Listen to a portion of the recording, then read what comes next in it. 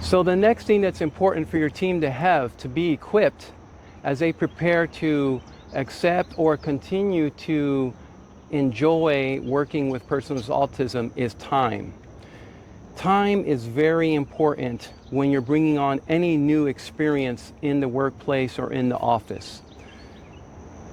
The last thing you want for your team is to feel that they are being given extra tasks and extra duties with the same amount or less time to complete everything.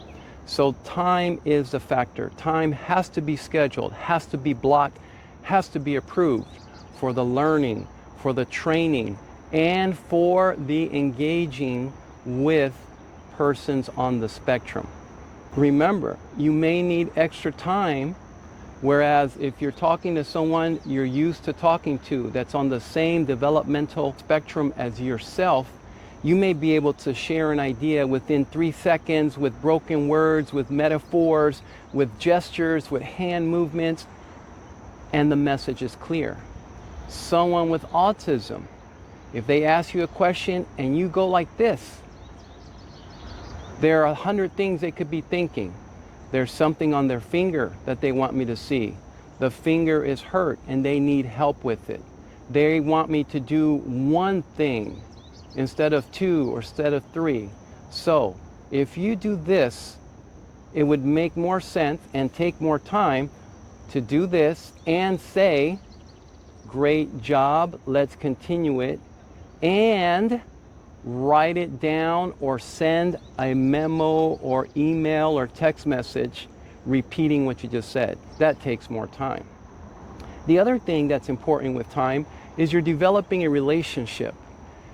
No one can succeed with or without autism if they don't have a relationship in their work experience. And relationship takes time. We don't want to feel rushed. If you are on a team now with someone that is neurodiverse and you're used to doing things lightning speed because you want to meet deadlines and accomplish things, that's fine.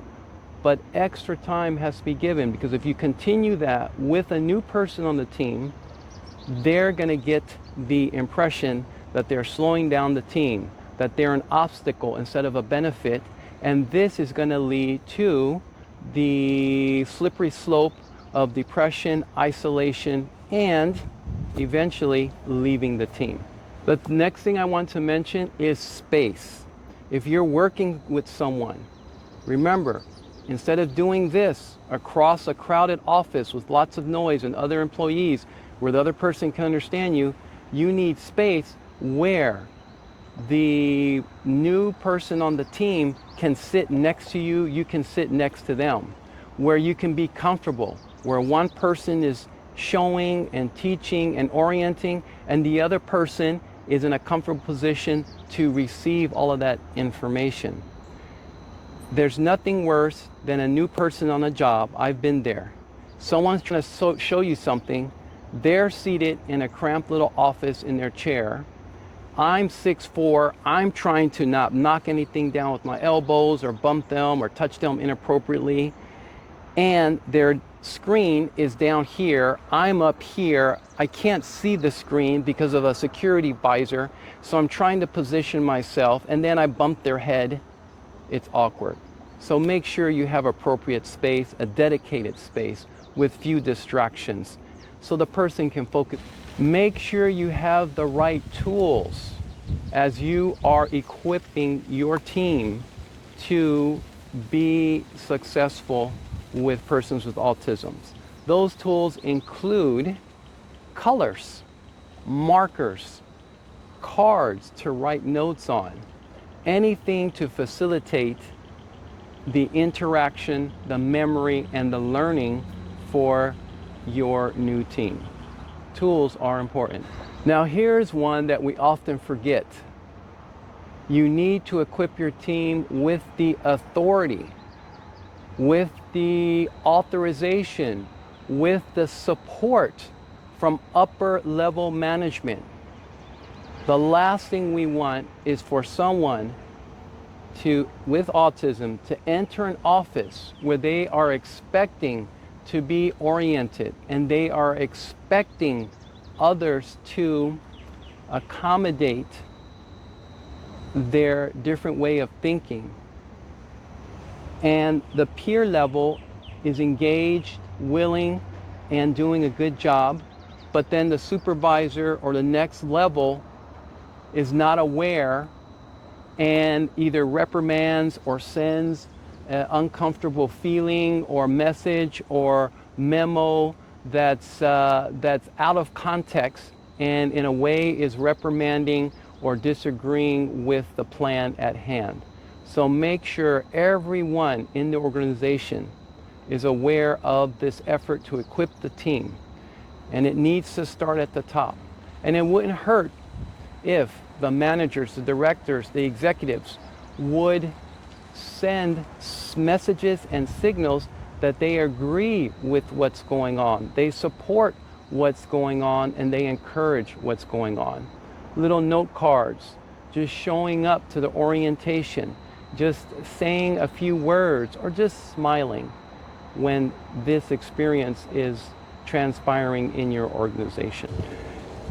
Okay, now here's the last thing that I want to share with you that is important to equip your team with, and that is the experience of autism. This is a very simple, entertaining, and enlightening part of equipping your team. To experience what autism feels like. Of course, you can never experience it 100%, but just to get an idea, to put yourself in the shoes of the other person. Empathy. And empathy, by the way, is something that many persons with autism do not have the ability to understand, to process. And that's why a lot of times they come across as awkward or offensive. But most of us are able to put ourselves in another person's shoes to process what we need to do, what they need, and what we need to accomplish together. So it's a lot of fun. I want you to try it. To give that experience something as simple as a little discomfort or awkwardness. For example, placing pebbles. Make sure they're river pebbles, not sharp, jagged pebbles, but river pebbles in a shoe. And try to go 5 minutes walking, discussing, giving a presentation. The next one is wearing headphones that make it more difficult to hear. And then try to have 5 minutes of a conversation where you're not looking at the person's face, or 5 minutes of a table meeting, a brainstorming session where multiple people have headphones and they're not looking at each other's face. Why not looking at each other's face? A lot of people with autism don't make eye contact. It is uncomfortable to process thousands of microscopic signals subconsciously that come from the millions of muscles in the face.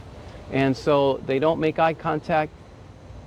Their auditory is processing differently, and they're trying to be in an environment where communication is vital. Try that.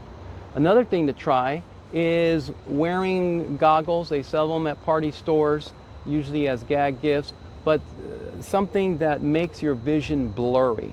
Now make sure your hands are clean. Don't share goggles. We don't want pink eye. So those are things that can be done to equip your team with the experience or an example of what is going to be involved in this new amazing journey to neurodiversity. Another way to experience what someone with autism might be feeling is to use some skunk perfume. Okay? Make sure that you let everybody know what's going to go on. But you can get some skunk perfume or anything that's an offensive smell. Open that product. Again, making sure not to splash it or spill it on anything. We don't want a permanent smell. And try to have a conversation related to business, related to your protocols. Try to have a conversation with that smell that everyone's smelling. That experience is important. because the nose is a big part of sensory processing for some people with autism. And what might smell pleasant to you, what might represent $1 million commercial of a muscular dude or beautiful woman on the beach with their perfume, that might be something offensive that triggers nausea and illness when it's smelled. And someone with autism will force themselves to endure it just to fit in. But imagine how that's going to affect their productivity and their long-term health. So E in Bare Essentials, the E is equip your team. I want you to remember now that future leaders are spectrum heroes. And I'm gonna go and enjoy this beautiful day now and get some exercise. All right, so let's see.